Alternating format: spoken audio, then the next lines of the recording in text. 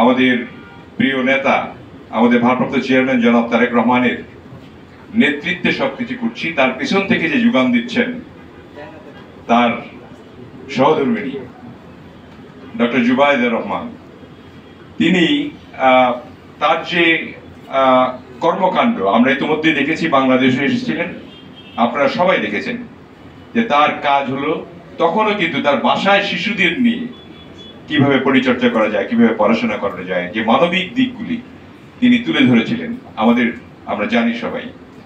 এবং আমাদের নেতা জনাব তারেক রহমান যে এই 17 বছর 16 বছর ধরে লন্ডনে, তার সকল কর্মকাণ্ডে উৎসাহিত করা, তার সেবা শুশ্রূষা করা, তাকে ইন্ধন দেওয়া, যোগান দেওয়া, আমাদের রাজনীতিতে তার সুস্বাস্থ্য কামনা করছি, তার দীর্ঘায়ু কামনা করছি, তার জন্য দোয়া করছে তিনি যাতে সর্বক্ষণিকভাবে যেভাবে আমাদের দেশ নেতা জনাব তারেক রহমানের সেবা শুশ্রূষা থেকে আরম্ভ করে পরামর্শ এবং ইন্ধন যোগাচ্ছেন, সেইভাবে যদি তিনি অনেক দিন বেঁচে থাকে আমাদের এই দলটাকে সহযোগিতা করতে পারে। এটা আমাদের থাকবে আজকের জন্য, তার জন্য দোয়া। আমাদের জাসাসের পক্ষ থেকে দোয়া থাকবে অনেক।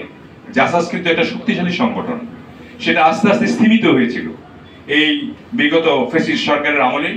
খুব ভালো ভালো অনুষ্ঠান হয় নাই, কিন্তু শেষের দিকে যে মৌসুমীর গান, ইথুন বাবুর লেখা, এগুলি দিয়ে কিন্তু আমাদেরকে উজ্জীবিত করেছে।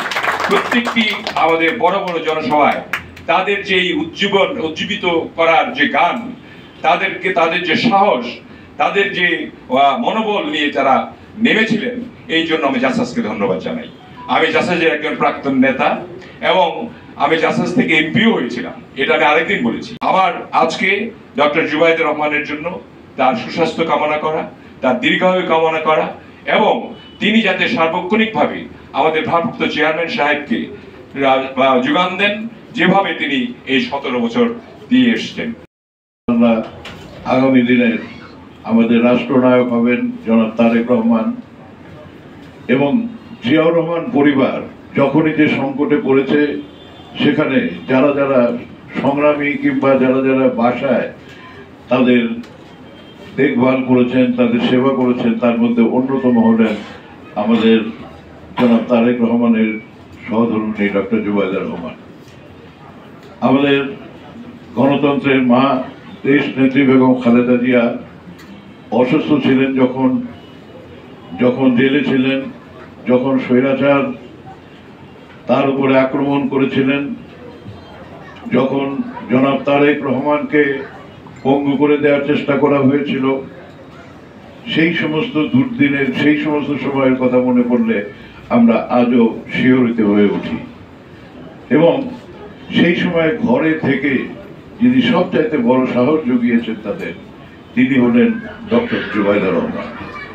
কারণ আমি বিশ্বাস করি তিনি পাশে ছিলেন বলেই আমরা আজকে আমাদের গণতন্ত্রের মা বেগম খালেদা জিয়াকে আবার আমরা হাসি মুখে দেখতে পেয়েছি। জনাব তারেক রহমানকে আমরা দেখতে পাচ্ছি যে আমাদের চালিকা শক্তি হিসাবে ৭,০০০ কিলোমিটার দূর থেকেও আমাদেরকে পরিচালনা করছেন।